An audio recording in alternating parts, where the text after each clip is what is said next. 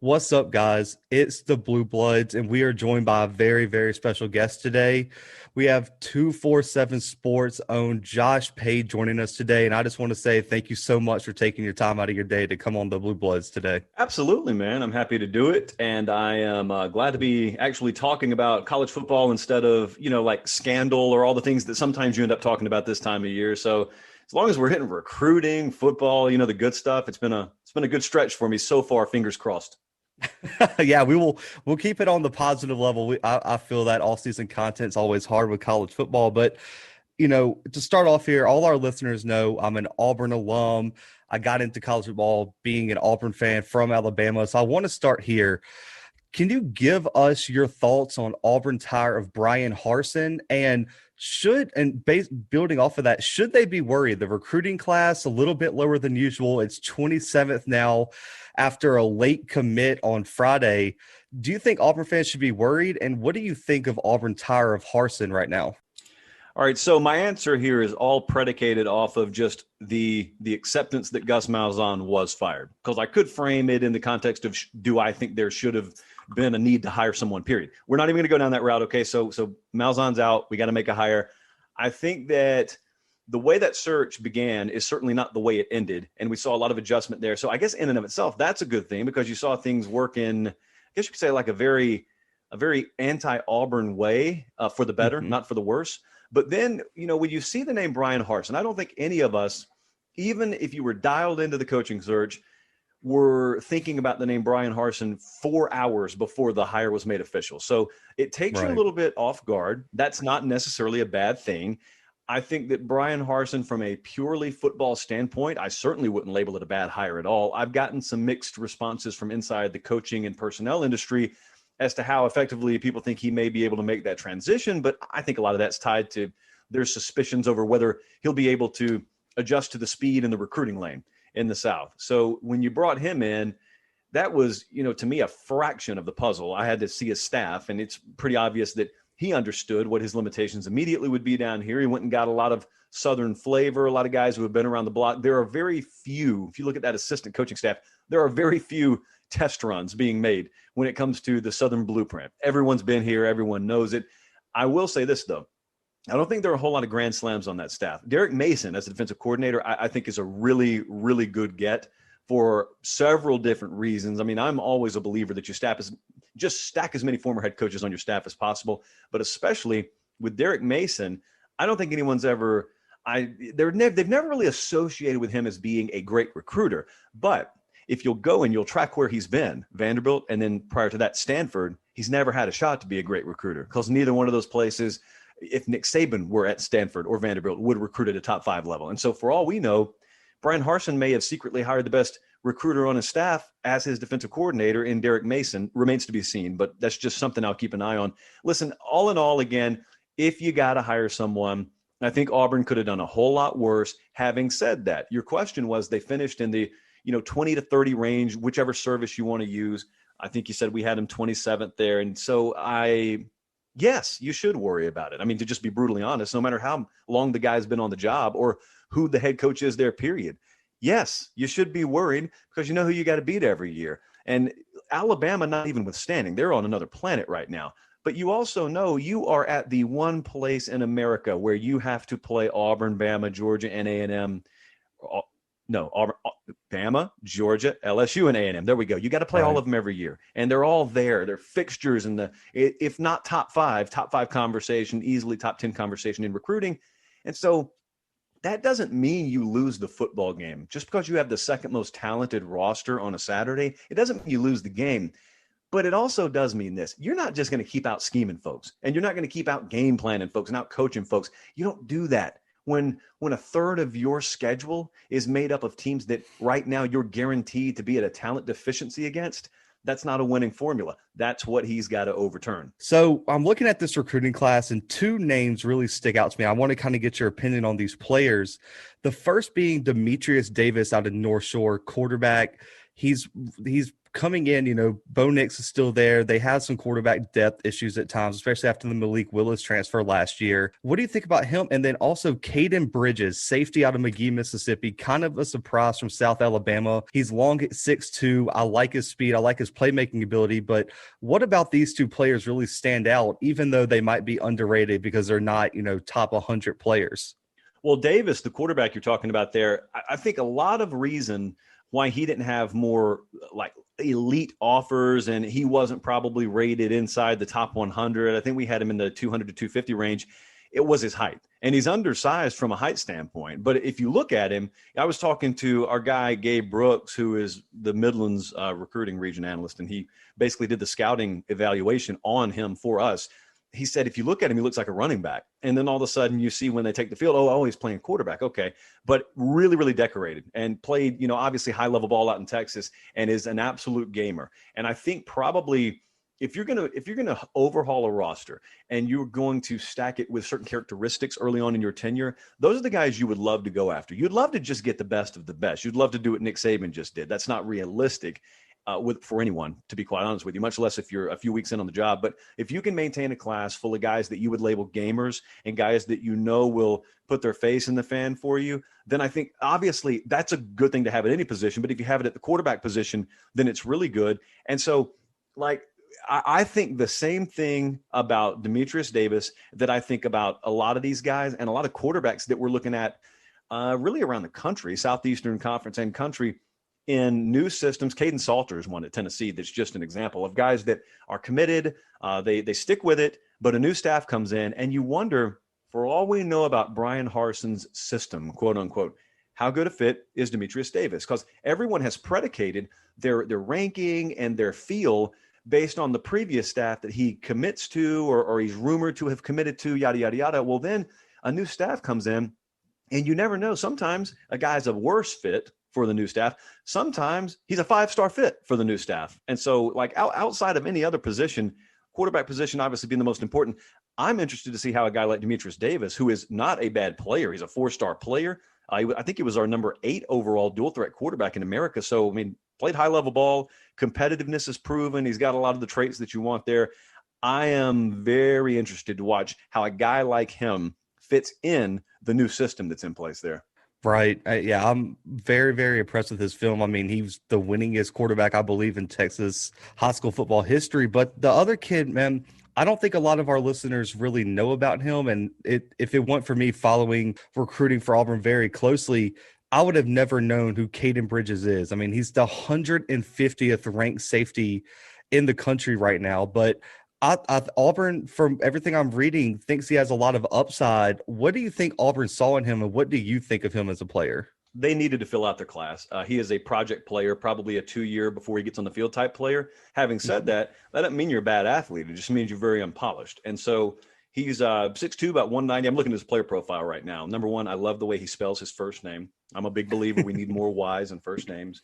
And so it's something you have to do sometimes. You got to bite the bullet. You got to look around.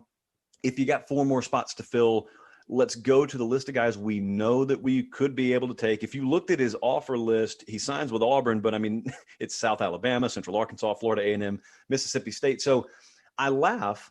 I'm not laughing at the kid. I'm laughing at sometimes in the past we've seen guys like Javier Arenas, for example. I remember when Javier Arenas was coming out of high school, I want to say his only offer was like Florida A&M. It was some school like that. And then Alabama offered him really late.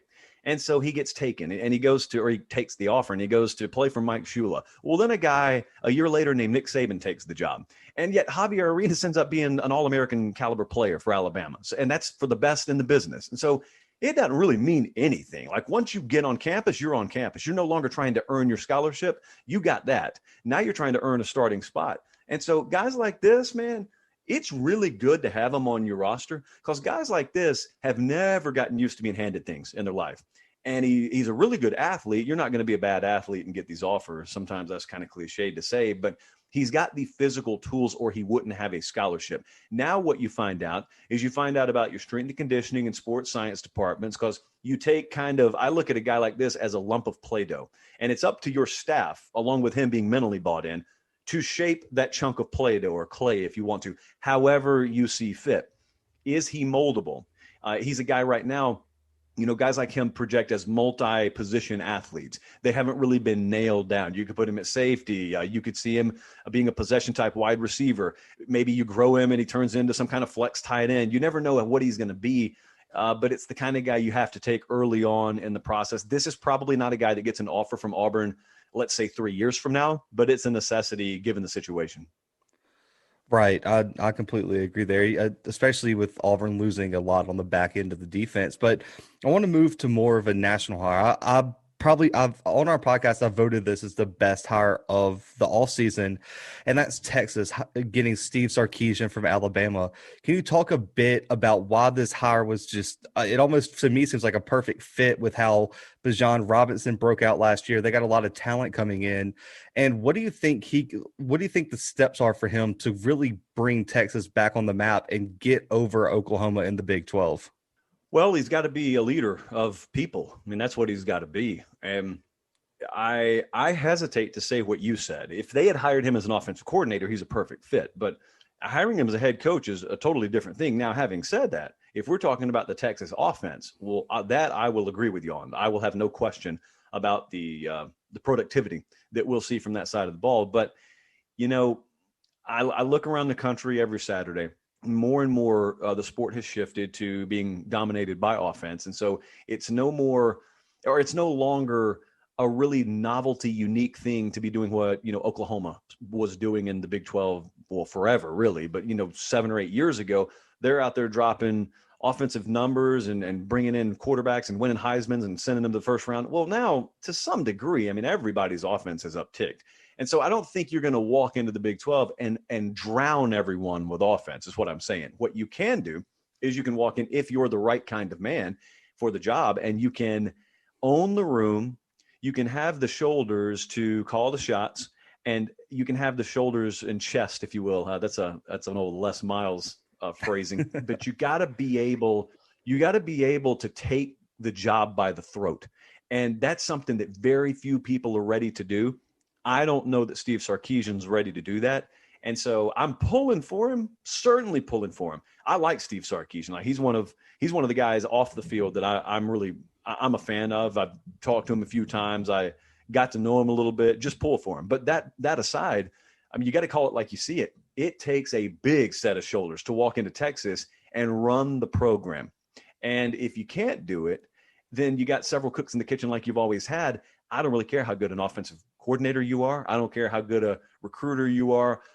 Ultimately, the level you have to have your machine operating at to win at the highest level in this sport is such that you can't afford to have that happening. So that's going to be the big unknown, the big question. It's got nothing to do with calling plays on 3rd and 7. It's, how's your program operating on a random Tuesday afternoon in July?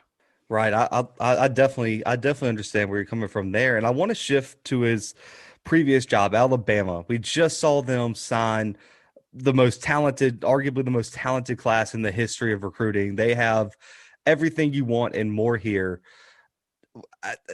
How do you even explain how a staff signs something like this? And who are the big players that you're looking at from this class to be immediate contributors for the Crimson Tide? Well, being the best of all time essentially is how you do it. Having as close to a perfected model as possible is how you do it. So the accolades, you could stack on them all day. You're watching the best in history, but you're not having to read about it in a history book or watch a documentary. It's happening right before your eyes, real time. So that's the A. The B, to be honest with you could go 20 different ways on that. I know immediately, I think a lot of people's eyes gravitate to the wide receiver position because of not only the talent they're losing this year in Waddle and Smith, but the guys they lost the year before. Those were guys named Judy and Ruggs. A lot of people may have heard of them. And so I think it's probably, if you're a casual fan, it's probably human nature to look at that situation and say, okay, good. Well, at least they'll come back down to earth a little bit. There's no way that even Alabama could replace that much talent. Well, they can. And I think they did. And not only did they go sign 1 or 2 elite wide receivers, they signed 4 of them they signed 4 of the top 10 receivers in the country in the same class, which is absolutely absurd. And to get all those guys to come in together, and I don't think a single one of them was from the state of Alabama, by the way, to get all those in the house, same class. A guy named JoJo Earl is probably my favorite, but Ja'Cory Brooks is a 5-star type. Aggie A. Hall's elite. Both those guys, the last two I mentioned, are 6'3", by the way. Christian Leary, every single one of those guys has number one wide receiver potential as a true freshman. So all those guys will be on the field. But I'll tell you another thing they did. They kind of flexed their offensive line recruiting muscles too. They brought in J.C. Latham and Tommy Brockermeyer, are two of the top 5 players in the country, period. And they're both offensive tackles, and they both committed to Alabama. So there are so many different ways you can go. I was talking to a guy at Alabama the other night, and I was just I like to do this sometimes for the staffs that I can. I like to reach out and just kind of go down the list and get 20 or 30 seconds on each player. And so you get a really, really nice, well-rounded take, an informed take on the recruiting class. And what this person did was they would go down the list, and yeah, all the names we just mentioned, that's great, but they would just go to a guy like Terrence Ferguson, just to pull a name out of the air. Terrence Ferguson is one of the top 60 players in the country. He was a high 4-star offensive lineman out of Peach County in my home state of Georgia. He would be the highest rated player in several top 25 classes. And I don't even think he's like the top 7 or 8. He may not even be a top 10 rated player in Alabama's class. And it's just, there he is. Jalen Milroe is a high 4-star quarterback, top 100 overall player they got out of Texas that could be the crown jewel of a lot of classes. And yet he's just kind of thrown in there. I mean, James Brockermeyer is a high 4-star, one of the top center in the country. He's not only is he not the highest rated offensive lineman in Alabama's class, he's not even the highest rated offensive lineman from his own household in Alabama's class. Just to give you an idea of the depth there, because he's got a twin brother that just so happens to be rated 5 stars, and both of them committed to Alabama. But I'll tell you the one he's not off the radar, but one I haven't mentioned yet is Dallas Turner, who is a top 10 player overall. He's a 5-star defensive end, edge rusher type out of Florida, out of Fort Lauderdale. That is a big one. That's a guy I think will be on the field very early for them. So they have got a class like I've never seen, like we've never seen in the modern recruiting era or period. And I would also say, I don't necessarily pick them as the leader this very moment, but JT Tuimoloau is the top overall player in America. He's still out there. I think it'll be Bama or Ohio State there. And, if I put in a crystal ball prediction, I wouldn't be ready to go either way right now. And that's scary to hear. As an Auburn fan, that is tough to watch. But you mentioned the name that I was going to go to next. You kind of already talked about him a little bit, and that was JoJo Earl. We were doing a recruiting preview. I believe it was middle of last year, and this kid, just watching some of the films of the top players, he popped off the screen for me. And he reminds me a little bit of Rondale Moore with his speed, and he's undersized. He's only like 5'9.5". I mean, this kid I think is going to be a stud. And you've already mentioned some of the other wide receivers they got. I'm so impressed with this class. And then even a kid that was from my hometown, I'm from Mobile, I don't think he gets any shine, is Deontay Lawson. He's a linebacker out of Mobile Christian. I mean, this kid, I called my parents down to Mobile. This kid was getting like 20 tackles a game against very good competition in Mobile. So I think this class is just absolutely stacked at points. But I want to move toward, we have the draft coming up. You cover all these players with recruiting. You cover them throughout the season. There's a big debate now about this quarterback class in the draft. I think Lawrence is pretty much sealed up at number 1, but who would be your number 2 and 3 quarterback if you were an NFL GM and you needed a quarterback and you had to make that pick? Oh, number 2. I know people say there's been a lot of debate, and I've heard it. So there has been a lot of debate. There's no debate for me. Justin Fields would be my number 2. I agree with the consensus on number 1 in Trevor Lawrence. Now, so tell me, because I don't look at a lot of mock drafts. So before I answer, what is the general consensus out there, or who are the names being debated for number 3 right now? So actually a lot of the mock drafts that I've been reading, we're getting ready to do our NFL preview now. Zach Wilson is almost the consensus number 2 pick, and Fields has fallen to 3 or 4 right there with Trey Lance, and Mac Jones sneaks into the 4 or 5 spot for a lot of NFL mock drafts. Okay, so I disagree with that. And I would be a Fields guy, number 2. I have no problem with Zach Wilson being the 3rd. That's probably the direction that I would go. I'll say this: crazier things have happened. Obviously, I'll have to see him go number 2 ahead of Fields to believe that.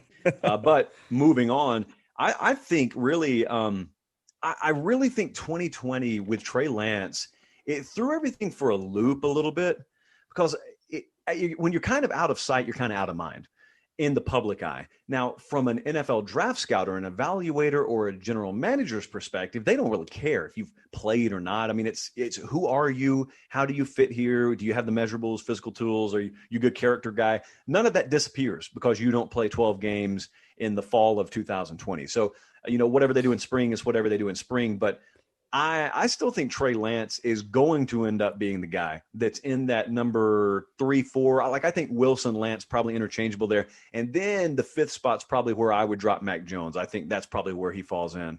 Right. Yeah. I think I had a mock draft today that was on NFL Network. I was watching some Super Bowl stuff. They had Justin Fields falling all the way to 15 to the New England Patriots in their mock draft today. Well, I'll tell you what. Ask the rest of the NFL if they're comfortable with Justin Fields falling to the New England Patriots. That's a fact. I will agree with you there. I would not want to see it because I'm a Dolphins fan. I will be very upset if the Patriots get Justin Fields. I'll just note that now. But I want to look at another position, and this one has really intrigued me. I know the value of the running back has decreased significantly. There's some people that said running backs don't matter at all. There's some that are saying that Derrick Henry's the only one that matters. But I'll look at this class, and coming into the season, I was very hard-pressed to say that anybody other than Travis Etienne should go number 1.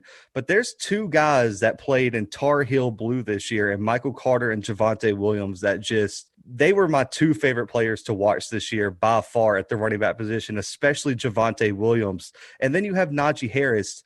Do you think it should be a unanimous pick that Travis Etienne is the number 1 running back in the class? Or do you think Javonte Williams, Najee Harris, or one of these other guys has a real argument to take that number 1 running back spot? I think it's laughable to consider Etienne's the number 1 back in this draft. If you put me in charge, it would take me about 15 seconds, and that's only to write down the name on a piece of paper to take Najee Harris ahead of every name we've just mentioned. Number 1, he's a better between the tackles guy. And number 2, you sacrifice nothing in the pass catching game to acquire that 6'3", 220-pound frame. You watch Etienne against Notre Dame the first time they played. He was a ghost between the tackles, absolute ghost. When they needed that presence against Ohio State, he was a ghost. And so in the biggest games, like a lot of people knock Clemson's schedule, well, they do play some big teams. The problem is you better shine when you play those big teams. And there was no factor. There was no presence between the tackles. And so if you can't do that, no one really cares that you can catch the ball because no one fears the inside running game. Najee Harris will pound out 110 yards between the tackles for you, and he'll catch 6 balls while he's at it. Najee Harris would be the best receiver on a lot of teams that we watch. I had a talent evaluator type tell me he's one of the only guys that they would rate a 5-star running back and 5-star receiver. If they just wanted to line him up, if Alabama just wanted to line him up in the slot all game at 6'3", 220, he would be an excellent receiving option for them. And he will seamlessly, I think, translate that to the next level. He's also a guy that really benefited from the strength and conditioning overhaul at Alabama this last offseason. What was supposed to be a crumbling of the wall and Scott Cochran leaving was actually it was a blessing, not even in disguise to a lot of people inside the program, but it's not a knock on Cochran. The guys they brought in are phenomenal. So yeah, I disagree wholeheartedly with the consensus out there. And I'm not going to say it would surprise me if Etienne went ahead of Najee Harris or the other guys from North Carolina we mentioned. I'm telling you, I think it's short-sighted and ill-advised. Yeah, it's tough. I mean, especially after what you saw Najee Harris do just down the stretch. I know Devontae Smith got a lot of shine, but I don't think that Alabama team is the same without Najee Harris this year. But looking ahead to next year, I know we just had National Signing Day this week. Just looking ahead, can you give us like 1 or 2, maybe even 3 recruits that we should look out for in the 2022 class? I know everyone's obsessed with Quinn Ewers out of Southlake. He's committed to Ohio State. I know there's some people pushing that Texas should get a run. I know Damani Jackson, number 3 recruit in the country, just committed to USC. But who are some recruits that we should look out for in 2022? Yeah, I think this one's pretty easy. I mean, you mentioned Quinn Ewers. Like, that's to me where we start because it's a big deal. And I always ask myself, for those of you unfamiliar, and I'll give you an excuse if you are because it's still a year away, Quinn Ewers is our top rated overall player at 247 Sports. He's also obviously the number one quarterback in the country. He's got a full blonde mullet, for those of you who haven't seen, which probably did a lot to entrench him as the number one player in the country. But he's full grown man. He's like 6'3", 200 pounds. Got every tool that you could possibly want at the quarterback position. He's from South Lake Carroll, but yet committed to Ohio State because of the turmoil within the Texas program. And then Sark gets hired, but yet too little too late when it comes to Quinn Ewers. And so that didn't work out very well for the Longhorns. Listen, he's a guy to watch, and they've got Kyle McCord do the Ohio State Buckeyes in this class that they just signed. So they're doing, the same thing Alabama does. Georgia's been doing this, just stacking quarterbacks on top of each other. You know the reality. There is a very small likelihood that all those guys are going to be there 4 years from now, but yet that's why you keep recruiting them. The other name, and it's a little ways down the list, I think we've got him still rated in the top 10, I believe, would be Will Johnson. And he's a guy, he's a jumbo athlete. He's 6'3", around 190 pounds. Kind of compares to James Willis from this last recruiting cycle, a big jumbo safety that went to Miami. I'm interested to see if Michigan can keep him in state. Michigan has not done a great job of keeping defensive talent in state. They just lost Damon Payne this last cycle to Alabama, big 5-star defensive lineman. And so Will Johnson is, I think he's from Grosse Pointe, and he obviously is an in-state guy. He's top 10 overall. He's a big physical presence at corner. And I pull for teams like Michigan to keep their talent in state, just like I pull for Penn State to keep their talent in state. The other thing, not even to mention a general name, but the other thing I'm watching with the way that Nick Saban handled his recruiting class in 2021, you mentioned the name Deontay Lawson a second ago. He's a big-time player, but what's so important about Lawson, or notable at least, is for a long time, he was the only verbal commit for Alabama. And so he jumped in, and no one immediately followed him. And you kind of look around and you say, wait a second, COVID or no COVID, what's happening here? Well, things eventually worked out. So I talked to Nick Saban the other day about that. He said, one of the misconceptions was we weren't going to be able to properly evaluate because we lost the spring evaluation period. And that's true. Even I was sitting there thinking that, not really thinking ahead. He said, that's not where it bites you so much, because we already had those guys evaluated a year ahead of time. So it's not that we were crippled by not being able to evaluate in the spring. Where we're going to be hurt a little bit, and everyone's going to be hurt, is the advanced evaluations we would have had on guys for 2022, now we don't have. And so we're going to have to backload our evaluation cycles. Therefore, we may get a later look on a kid than normal. And so watch that with these big programs. See how hesitant they are to extend a solid offer. And in turn, could some second-tier programs get a little more aggressive, try to get out ahead, take a chance a little bit, but try and get a verbal commit before the big boys are able to offer and maybe entrench themselves with that commit. And, that could be somewhat interesting and somewhat parity-driven in the likes of which you wouldn't normally expect for the 2022 cycle. Right. Yeah. I didn't even think about that. Looking ahead to 2022, I didn't even think about all the junior film that are visits and junior days that were lost there. That's a good point. And the last few questions I want to tailor to this upcoming season. Can you give us one or two true freshmen that are coming in that we need to keep an eye on that really could make a national impact in the world of college football? Yeah, so I think the first place, I'll pick up with Alabama since we were just talking about him. There's an opening with Alex Leatherwood going off to the NFL at left tackle. Now they'll kick Evan Neal over to left tackle, but that right tackle spot's going to be open. And it wouldn't shock me at all if we saw J.C. Latham or Tommy Brockemeyer on the field as a true freshman. I'm really excited to see Corey Foreman, the number one overall player in the 247 Sports composite. He's a defensive end. He's out of California and stayed in state. Finally, USC locking down their top in-state player. I think he'll be on the field probably very early. I also think, there are a lot of big-time receiver talents that Ohio State has brought in. Having said that, when you think about Emeka Egbuka, who was a top 10 overall player, he's out of the state of Washington, our number one overall receiver in the country, signed with Ohio State. There's some people in the evaluation world who tell you he's as good as any of them, and he may break right through, cut in line, if you will, and get on the field as a true freshman. So those are some to watch.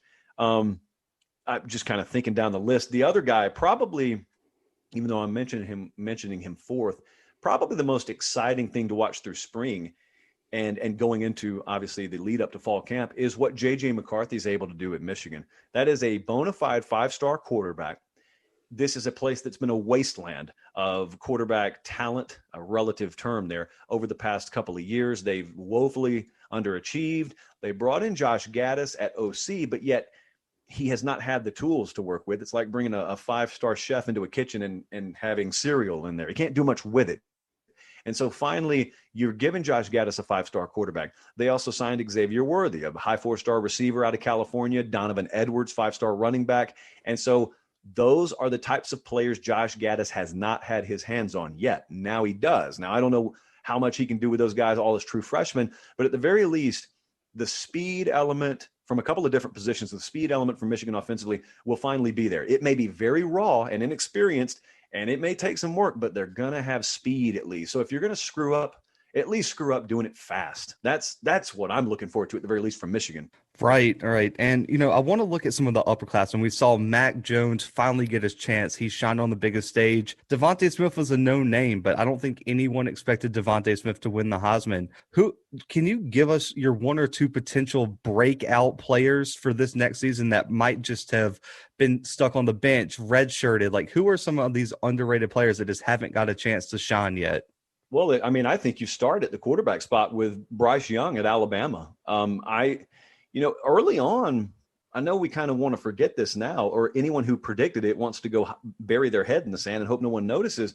A lot of folks thought Bryce Young would just come in and start as a true freshman over there, and he didn't. And it wasn't because he wasn't up to snuff or anything like that. Mac Jones just never let go of the job and did a really good job. And so Bryce Young, it's going to be his job in all likelihood this upcoming fall. And he's going to have a lot of young receiver talent coming in. You've still got guys like John Mechie who are already there. Jaleel Billingsley at the tight end position is already there. I'm excited to watch what he does. Hey, listen, who among us, or as I like to say, whomst amongst us, knows what Emory Jones is going to do as a quarterback down at Florida? Because that was kind of a similar situation. No one thought Kyle Trask was going to quite do what he was able to do last year. Well, now he moves on. Kyle Pitts moves on, but Eric Gilbert comes in at tight end. So you've got opportunities for guys to really shine. When we saw Max Johnson take LSU into the swamp and end up beating Florida in his first real start, no one expected that. So could we see a rejuvenation of LSU's offense this upcoming year? All of these things, there are a bunch of different programs. DJ Uiagalelei technically fits this description at Clemson. A lot of big-time programs have opportunities for these quarterbacks and other, skill players to really step up and not just be all-American caliber players, but the programs I'm talking about there, they have a chance to actually shift division races or actually shift, in some cases, the college football playoff race.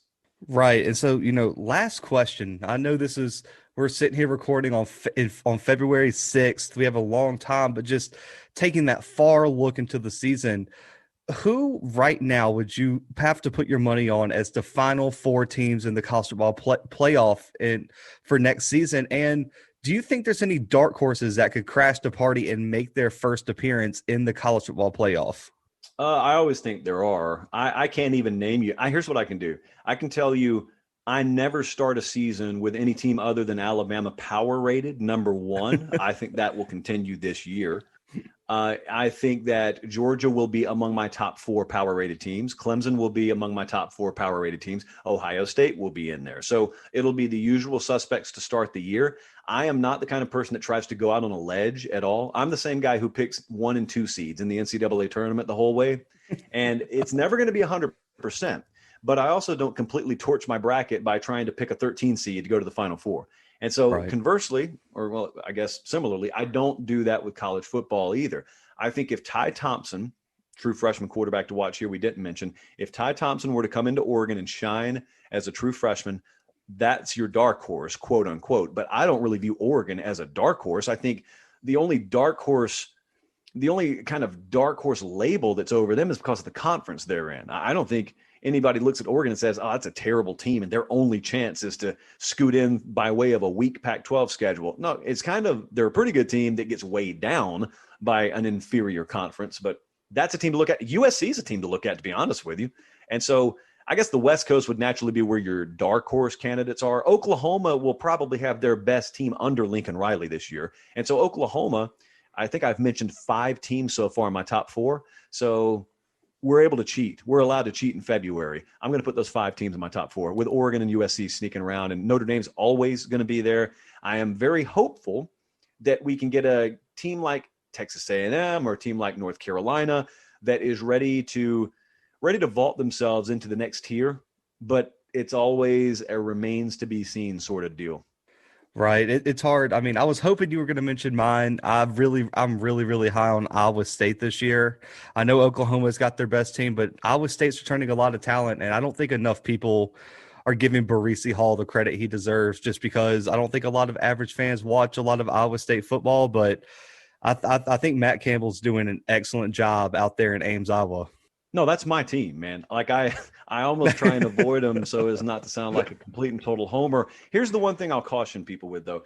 I think sometimes I call it preview magazine syndrome. Sometimes we fall into a trap of thinking that just because you bring a bunch of players back, they all automatically get 5 to 10% better in the offseason. Well, that's not Iowa State. If you've watched Iowa State, they are exceptional at player development. But the one thing that you have to take into account is when you have several multi-year starters and then they're all coming back, you're just getting the same player you had last year. They're very close to their physical ceilings. And so if you thought Iowa State last year was good enough to compete for a playoff spot, then you will think Iowa State this upcoming year is.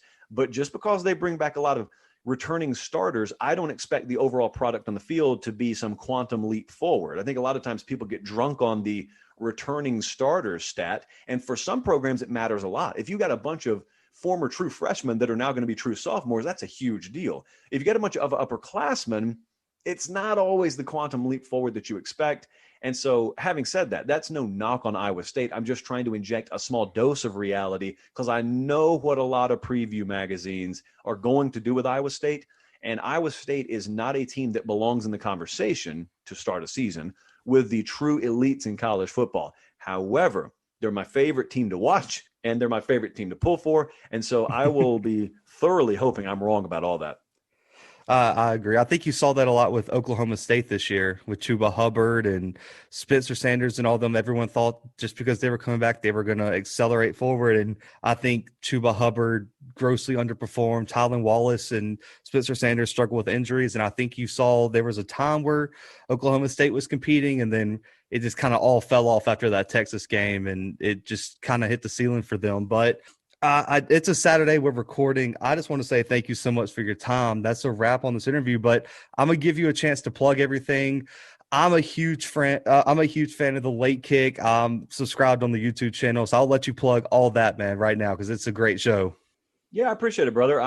So you can find everything that we do either on the 247 Sports YouTube channel. That's where we do Late Kick Live, or you can subscribe to the Late Kick podcast. I would recommend you do both. I certainly will not plead for you to. And you can also follow me on Twitter at Late Kick Josh. And if you're doing those things, then I mean, like Sting and the Police once sung, you are familiar with every breath I take at that point, if that's comfortable for you. So let me paraphrase. If you want to live that kind of lifestyle, then that's what you can do. Guys, and I urge y'all to do it, man. I'm a huge fan. I watch all the time, so definitely do all that. But we appreciate you, man. We're hoping to have you on again. But guys, for the Blue Bloods, that's it. Y'all know where to find us. We continue our ACC in 28 days theme later this week with an appearance from Reggie Mayweather from Clemson. But for right now, guys, we are out.